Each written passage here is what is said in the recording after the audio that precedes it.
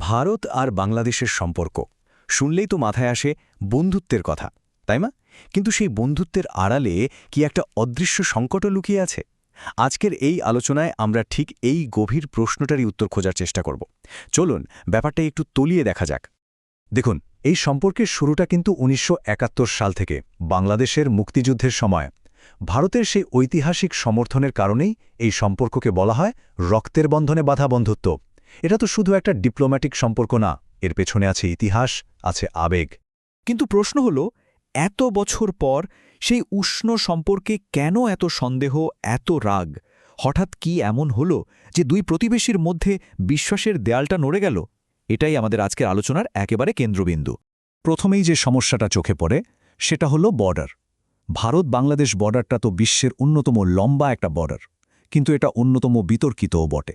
আর এখানে যা কিছু ঘটছে তা এই বন্ধুত্বের ধারণাকেই যেন প্রশ্নের মুখে ফেলে দেয়। দেখুন, বর্ডারের এই সমস্যাটা নিয়ে কিন্তু দুই দেশের দুই রকম কথা।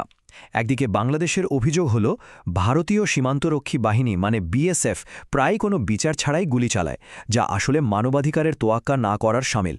আর অন্যদিকে ভারত বলছে অবৈধ অনুপ্রবেশ আর চোরাচালান আটকাতে এই কড়া পদক্ষেপগুলো নেওয়াটা একদমই জরুরি।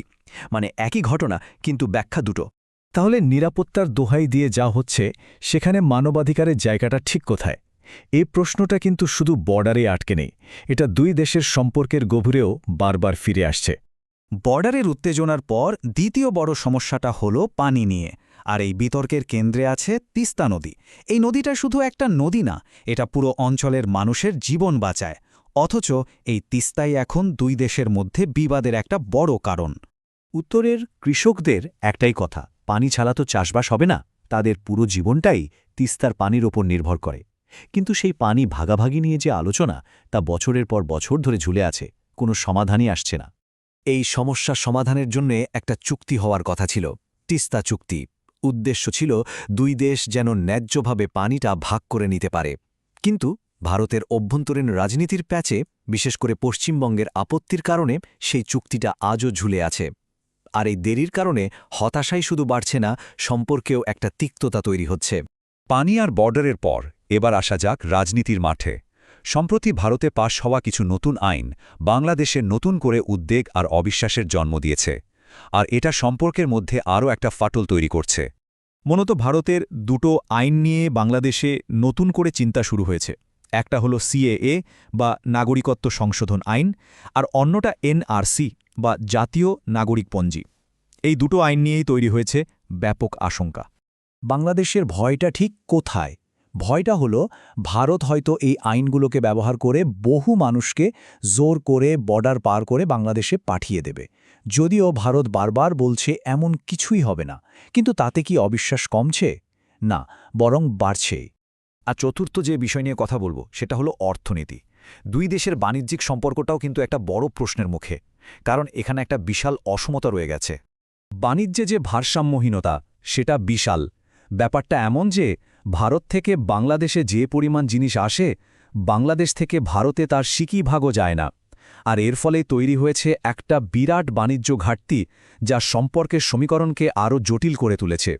এর ফলে কি হচ্ছে? একটা ধারণা তৈরি হয়ে গেছে যে বাংলাদেশ আসলে ভারতের জন্য একটা বড় বাজার ছাড়া আর কিছুই না, কোনো সমান পার্টনার নয়। এর পেছনে শুল্কসহ আরও নানা ধরনের বাধাও আছে, যা বাংলাদেশি পণ্যের জন্য ভারতের বাজারে ঢোকাটা কঠিন করে তোলে। আর এই অসমতার অনুভূতিটা দিন দিন বাড়ছে।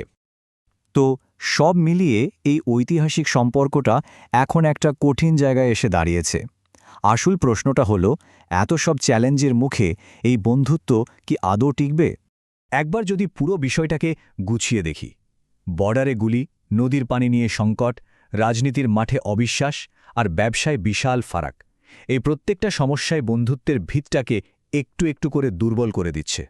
মজার ব্যাপার হলো, মুখে কিন্তু দুই দেশই বলছে আমরা বন্ধু, কিন্তু আসল চিত্রটা কি? সংঘাত, সন্দেহ আর অসমতা।